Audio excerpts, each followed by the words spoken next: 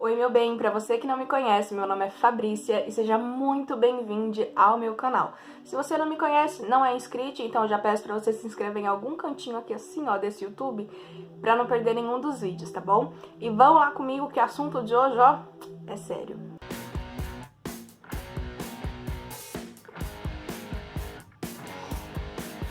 Bom, como vocês já viram tanto no título do vídeo quanto na arte, hoje eu vim falar sobre o que o meu pai tem, porque estou devendo atualizações aqui pra vocês, não é mesmo? É mesmo. Se você acompanhou alguns dos vídeos aqui do canal de mais ou menos assim, um ano atrás, um ano e meio atrás, você sabe do que eu tô falando. Eu vou deixar eles linkados aqui em algum canto para você poder assistir o que aconteceu com o meu pai no início de 2020, antes ainda do caos da pandemia se instaurar no mundo. Só que o que aconteceu naquela época, embora tenha sido muita coisa mesmo, e assim, de vários os lados e aspectos, ainda não era nada do que a gente ia passar. E aí agora eu venho trazer atualizações para vocês num vídeo que eu gostaria muito de ter assistido quando tudo começou a acontecer. Bom, meu pai desenvolveu uma patologia que se chama encefalopatia hepática. Aí você vai fazer a mesma pergunta que eu me fiz quando ouvi essa palavra pela primeira vez na vida. Que raios é isso? E eu não sabia também. Fui procurar coisas na internet, como a gente sempre faz, né? Porém, em sites confiáveis, pelo amor do que vocês acreditam, tá bom? Não achei nada que fosse assim, que fosse me ajudar no que eu tava vivendo, sabe? Porque toda a teoria ela é completamente diferente da prática. Principalmente se você não é da área da saúde, sabe? Eu não sou da área da saúde, eu sou atriz. Então agora eu do futuro, que também sou eu do presente, mas que agora já tô no passado. Ai meu Deus, não posso começar isso, senão eu não paro mais. Enfim, agora a eu do futuro, que também sou eu do presente, irei falar diretamente para a minha eu do passado, que estava desnorteado, sem saber o que estava acontecendo e querendo fazer alguma coisa, o que é encefalopatia hepática, porque talvez você também esteja passando por isso ou saiba de alguém que está passando por essa situação.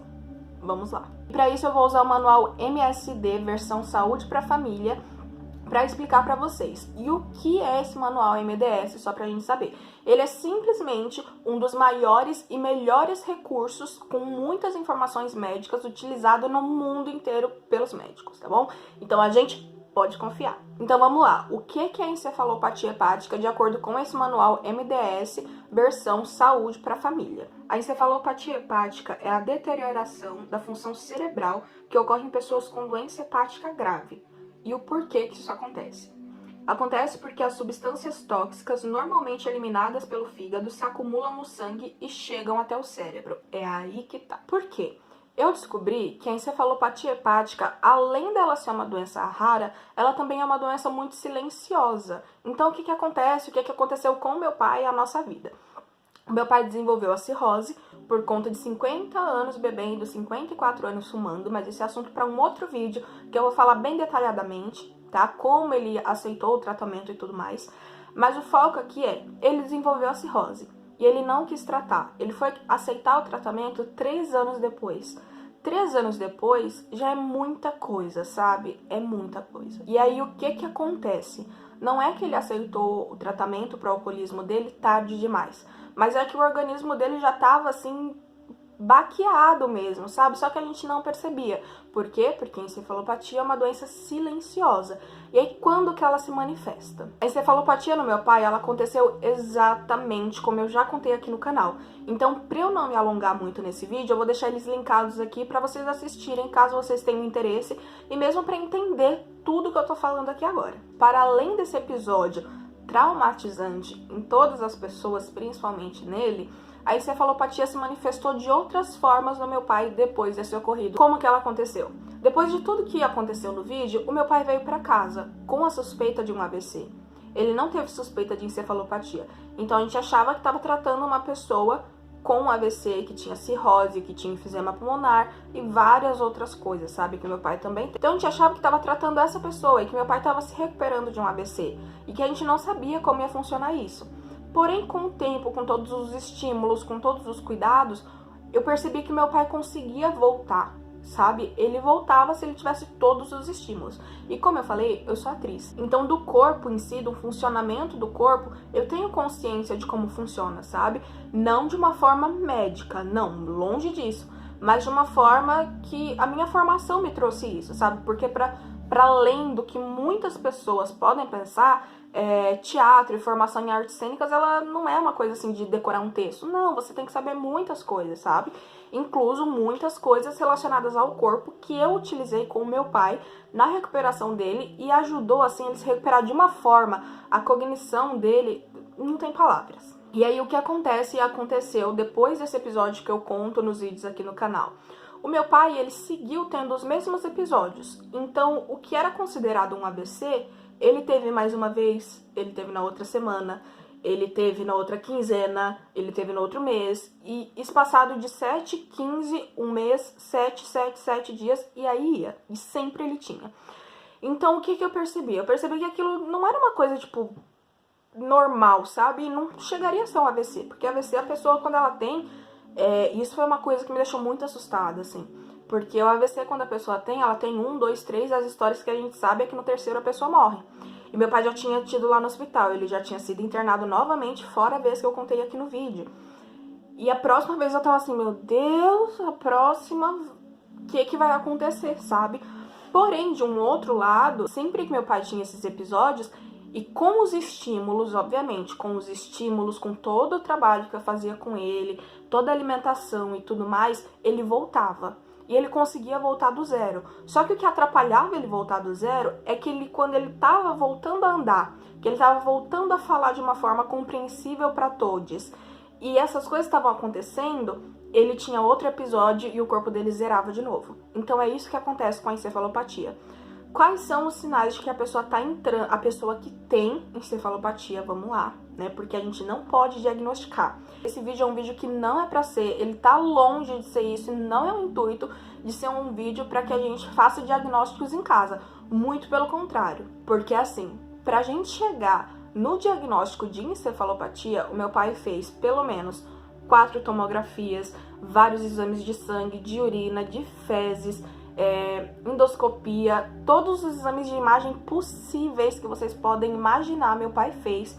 Então, assim, é a equipe médica que tem que fazer o diagnóstico. O que eu tô contando e o que eu tô fazendo aqui agora é para que pessoas que estão passando pelo que eu passei e posso passar novamente, não se desesperem da forma como eu me desesperei, sabe? Porque eu recebo mensagens no meu direct de pessoas que estão passando por isso e não sabem o que fazer. Então esse vídeo é pra ajudar você aí também, tá? E pra me ajudar quando eu estiver desesperada também, voltar a falar assim, respira, minha filha. Voltando aqui, né, depois deste momento, quais são os sinais de que uma pessoa que tem o diagnóstico de encefalopatia hepática dão quando tá entrando ali naquele momento que a gente não sabe bem o que é? A pessoa começa a trocar palavra, ficar muito confusa a cabeça dela. Como meu pai, eu procuro sempre ficar perto dele, assim, fisicamente mesmo, sabe? Mais do que o comum, porque eu vou fazer um vídeo também falando sobre como é a relação que a gente tem com tudo isso, né? Porque a pessoa, por mais que ela tenha uma patologia que seja muito complicada, ela tem que ter a liberdade dela, né? Mas isso é um vídeo que a gente vai falar aí. Então eu procuro ficar mais perto fisicamente do meu pai, por quê? Porque ele pode se desequilibrar e cair, ele pode esquecer de um degrau que sempre esteve ali, mas ele simplesmente não vai lembrar, porque a cabeça começa a falhar. E a pessoa começa a ficar confusa, assim, tendo esses sinais iniciais da encefalopatia, justamente porque toxinas que deviam estar sendo filtradas ali pelo fígado, que já não consegue mais fazer o serviço dele, elas não estão sendo liberadas, não estão sendo mandadas embora através das fezes. Então, todas essas toxinas, essas coisinhas ruins, elas sobem diretamente para o cérebro através da nossa corrente sanguínea. Então, por isso que é tão rápido, sabe? Em questão de minutos, em questão de horas, a pessoa pode entrar em coma. Que é justamente o que aconteceu com meu pai. Nem uma, nem duas, nem três. Eu perdi a conta de quantas vezes o meu pai entrou em coma por conta da encefalopatia. E se você tá assistindo esse vídeo agora e falando, caramba, fulane de tal tem os mesmos sintomas, tem essa mesma confusão, talvez isso não seja uma coisa tão normal assim, essa pessoa foi ou é alcoólatra mesmo, meu amor, vai pro hospital. Não tem outra coisa que eu possa indicar pra você. É ir para o hospital, porque, de novo, eu não sou médica, eu sou atriz, filha, sabe? O que eu faço com meu pai são coisas que todos os médicos me autorizaram a fazer e enfermeiros me ensinaram a fazer também. Então, assim, Eu sozinha não consigo, entendeu? Você sozinha também não vai conseguir, então vai buscar ajuda. Por quê? Tem um outro lugar que é como é o tratamento da encefalopatia. O tratamento da encefalopatia, ele acontece com vários procedimentos que podem acontecer quando a pessoa estiver em crise de encefalopatia ou começando ali, e também medicações que novamente serão prescritas por médicos, não por mim, nem por você, nem pelo farmacêutico, tá bom? Então, novamente, tá passando por isso, precisa conversar com alguém?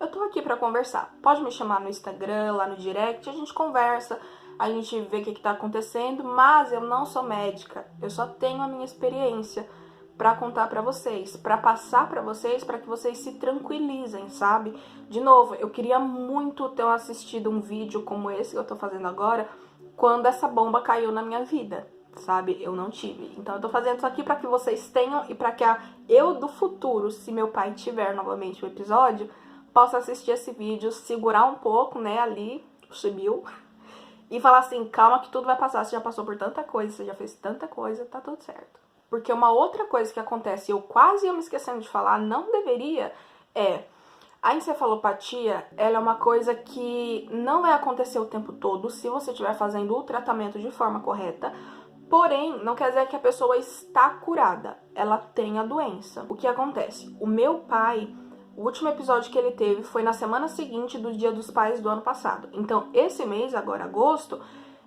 vai fazer um ano da última crise dele. Então, por isso ele tá tão bem, graças às forças maiores.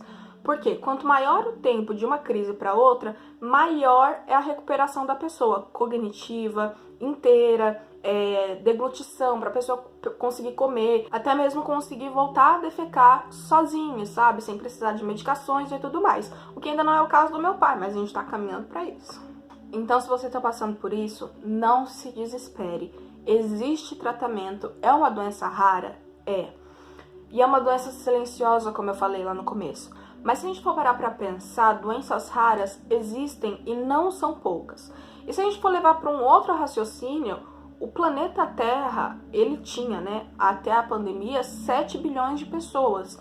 E se você for pegar os números de uma doença rara, que seja de 1 a cada 1000 pessoas vão ter essa doença, simplesmente 7 milhões de pessoas no mundo vão ter essa doença. Acontece que, por conta da globalização que aconteceu e tudo mais, a gente se distanciou de casos, porque a internet ela ainda não era usada popularmente, ela era usada de uma forma completamente mercantil, sabe? Mercadológica.